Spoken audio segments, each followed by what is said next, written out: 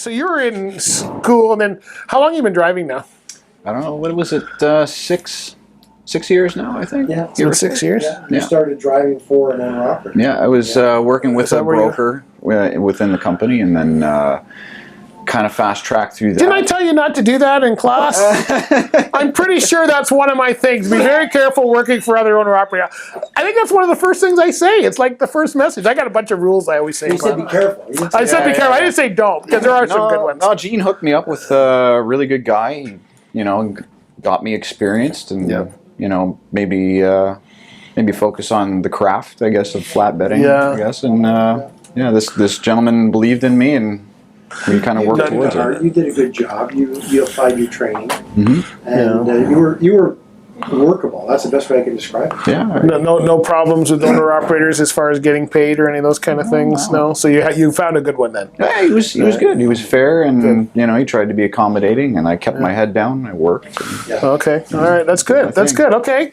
I might have to rebrand my message for the next class. There are the unicorns. I've heard out so there. many horror stories. Holy smokes, Yeah. and not that guys are trying to be malicious. They get behind, and then they don't realize that you're an employee. They have to pay you whether they're behind or not, and all that kind of stuff, Well, right? at the end of the day, if you're making them money and they're honest, about their work and their business, they'll scratch your back. The model too there is you weren't very far away. He saw the truck all the time. He was here all the time with the truck. Right. So there wasn't a lot of gap or distance. It wasn't like I didn't know what he's doing or anything like that. Mm-hmm. So And the it's- relationship with us was pretty tight as a company.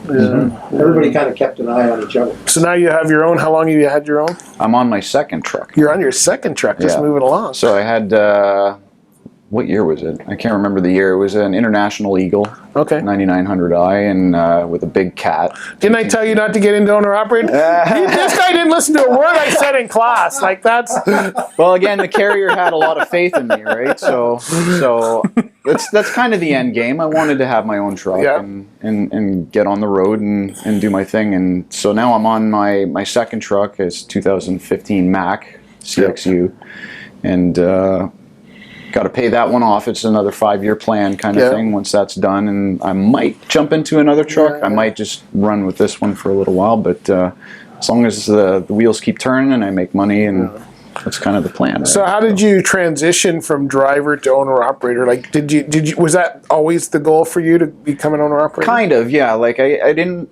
When I started with the broker, I didn't really know what it was going to do. Everybody kept on suggesting, "Oh, I'll be a company driver for some company," and and I wasn't sure coming out of school what I was going to do, right? Yeah. But I applied with the company because Evans, Mr. Evans, suggested it, and this gentleman took me on. Had a lot of faith in me.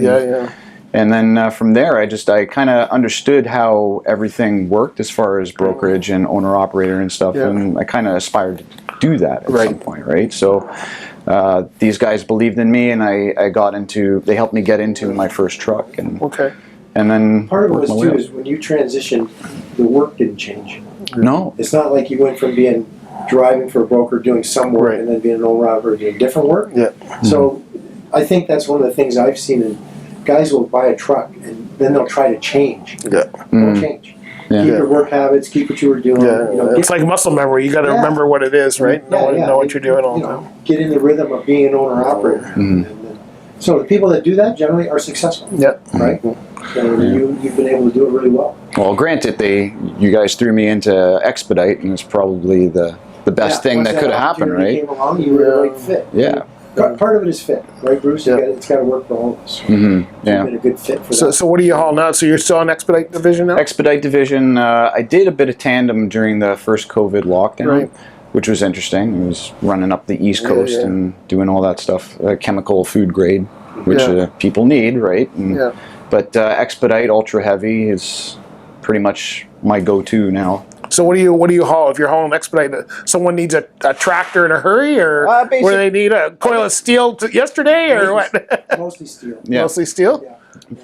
Steel products. Like I just did a run from Concord to GM in Lansing, the Camaro plant, which was not coils, it was like blanks for, there were Camaro doors, I believe. Oh, okay. And Yeah, they take them out there. It's pretty much like, what is it, a 24-hour turnaround? They get the order. They have to have a truck there within 12 hours to pick it up and then run it down. So, and that's kind of the game where if Arcelor has like an order that needs to be facilitated, they contact the division and everything gets booked, right? So I thought, so expedite is usually where you're sitting around for a long time and then you get a load and you got to go, and then you're sitting around for, is it that way in your? No, Because that's kind of more the pure later model, if you will, or something along that line. And the beauty about our We're dispatch, Expedite Steel, we call it. yeah, our dispatch like keeps us busy, right? And they're always a couple steps ahead, which is really nice. Like the team is awesome, right? So how are you different than someone regular, other than where you might go? Like how are you different than the regular fleet, other than, is their stuff scheduled? They're going to regular plants and you're going to all of these emergency, we need to get a truck there in 12-hour type things, or? That's kind of, yeah, it's just, sometimes we're juggling that, Okay. what has to happen, but we're getting not a lot of lead time. Oh. And we're trying to make it work with whatever equipment we have at the time. Okay. So Okay. sometimes there's no lead time. Right. Like it Right. feels like. It's Yeah. going to come off the line, we need a truck. Yeah. Okay. So if we can make it fit, that's what we do. So the lines I told you in class, have they lived? What's your feeling of the industry now that you're in it? You're 2 trucks in. You've been in it 6 years. You went from school to working. You did everything against what we said, and now you're here.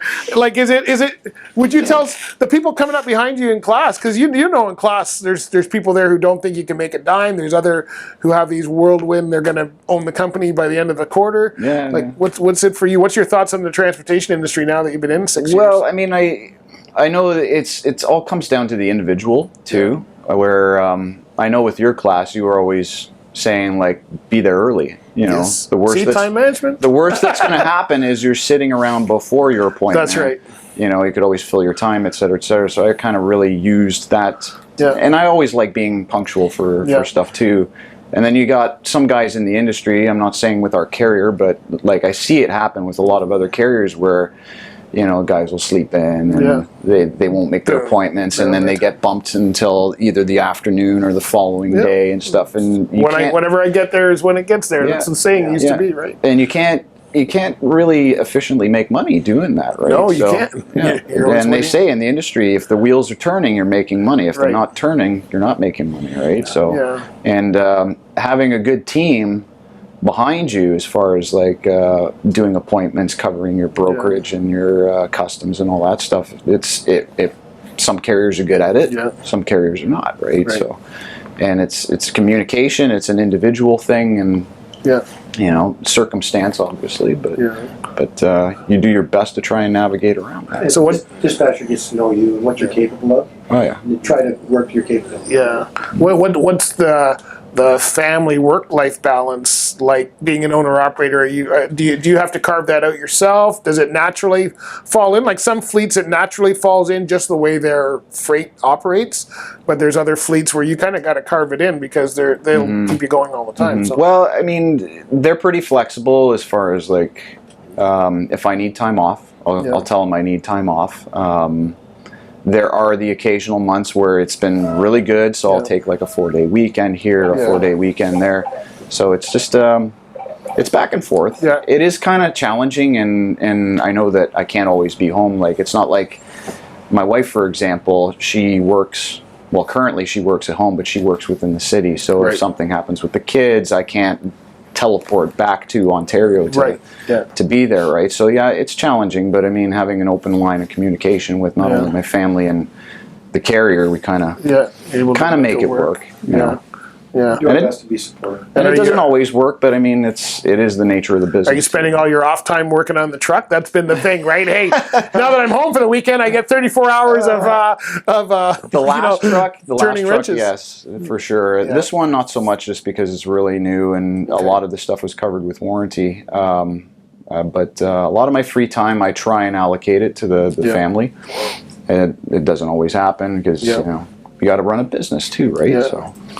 So Well, that's great. Well, it's good to see all the work you've done. It's good to see. It's always nice when you see your students come out and Yeah. still be here. Like, and be successful. some of them I scare right off the Yeah. class. They don't even make it to a company. So, no, I mean it was enlightening. You know? yeah. It's good. It's good. I'm glad that transferred. I'm glad you're doing well. It's successful, man. 2 trucks. Trying there. Most people don't even make one. Yeah. Exactly. Well, You're making it work. You're making it work for you. Absolutely. Yeah, flatbeds in. Yeah. Flatbeds in. Good job. Good job.